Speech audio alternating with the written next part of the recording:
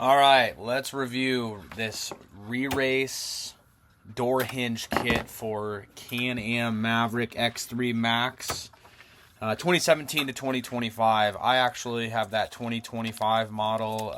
Maverick X3 DS is my model.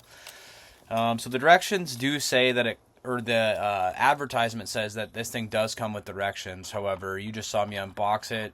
Pretty simple. I didn't get any directions. I got a thing of stickers. I got the struts and the hardware and the brackets. So as you can see, I wanted to install these things on the front of my Can-Am, but you can see that piece right there. I'm trying to dry fit it right now. I removed the two bolts that are supposed to go on the top of that bracket, but that plastic trim is in my way. I'm doing what I can to fit this thing in. I'm looking at the advertisement again, trying to see how they have it, trying to get creative. I even tried to flip it upside down and see if that might work. That trim piece right there that I just tapped on is just in the way. I suppose somebody could cut that trim if they really wanted to. Maybe they could make it look really nice, but this is my brand new Can-Am. I don't really want to be trimming things up if I don't have to, and it's not really what I expected to do. So anyways, I went to the back and I noticed that that trim piece is not there in the back. So I already ordered this thing. I just figured, what the heck, I'm going to install it somewhere. Let's try it in the back.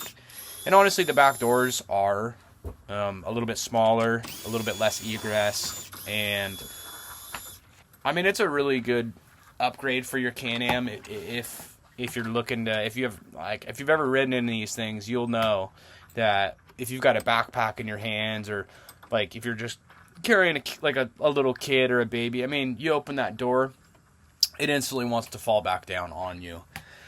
And so honestly, they should all come with that, whatever. So we're going to give this kit a try. There, you remove the top two bolts of the existing bracket, and then you replace it with the top bracket for your strut kit, which is, you almost can't mess it up. Just look at the advertisement photos.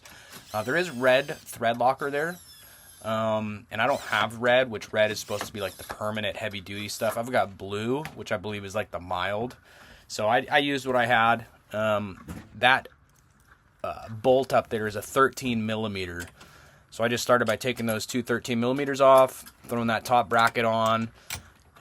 One thing I'll note is that you want to leave that door closed when you do that part.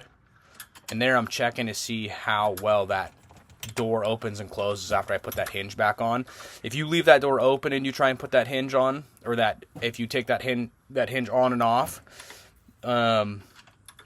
it's not going to line up properly. So leave that door closed, and then put that top part of that top bracket on. I'm just screwing the strut back on, and I'm not really sure if it really matters which orientation that strut goes. Right now I have like the thicker part facing out, and now I'm just kind of mocking up. It's important for me, like I said, the egress isn't super great out of these Can-Ams. They're sitting super low, so it's really important for me to have that door open all the way. So I'm pushing that door open all the way with that top part fully installed already, and then I'm marking on the metal with a spring punch, which if you don't know what that is, there's other ways to do it. You don't need the spring style, but that one's pretty nice. It's got a really sharp point on it. You find out where you want to screw into, and you push, and it springs and makes a divot in the metal. That way when you go to put your drill bit on, your drill bit doesn't move around from where you're trying to screw, unlike if you were just to use a pen or something like that. So I used a 6 millimeter drill bit, and I had no problem drilling through that metal. Those are cobalt built bits. They're designed to drill through metal, so that was no issue. You can see there I had a T30. That's a part that there's a T30 screw that holds on that plastic, and you're gonna want to remove that to create some space for you to get that factory hardware for this bracket through. So there I've got that the two factory Allen heads through, which are also, those are 4 millimeter Allen heads that the factory hardware comes with. Comes with some washers for the front and back, and then nylocks, which is awesome because, I mean, you can see they've got the red thread locker. I mean, you should have all kinds of thread locker, spring washer, nylocks, whatever you can get on this stuff because it'll rattle loose like crazy for sure. So it's a little tight working in that area. Probably could take some more of that plastic door off. I just didn't really want to mess with it. It's just enough space for me to take that 1-230 screw out and get enough space back there.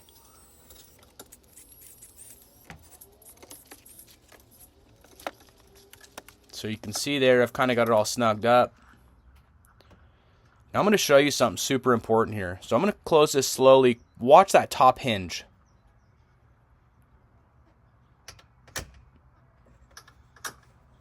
Yep, that top hinge bracket, for whatever reason, there's interference.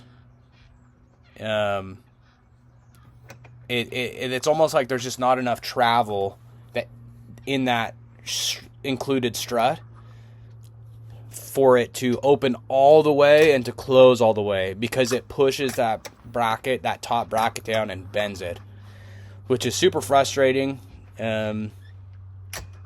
It still feels pretty strong. I mean, I'm not going to remove it. You can see there, it's just got a little bit of play. So, anyways, yeah, I wish it was a little bit better. I mean, it says it comes with instructions. I didn't get instructions. I'm going to blame any issues with my installation on the fact that this thing doesn't come with instructions. So I'm just trying to figure it out as I go here. If you see something that maybe could fix it, maybe I'll retry it. But, now, this thing, I don't know. I'll give it 3 stars. I mean, the travel, the only thing I can think of is to make it to where the door doesn't open all the way, and that might prevent that top hinge from bending. But it's just not something that I want to mess with. So, 3 stars, not enough travel, no instructions. Other than that, it seems all right, and I think over time we'll see how this thing does. See if that hardware is stainless, see if we get any rust, and see if those brackets hold up, or if over time they'll bend more to where they get brittle. Anyways, thanks for watching.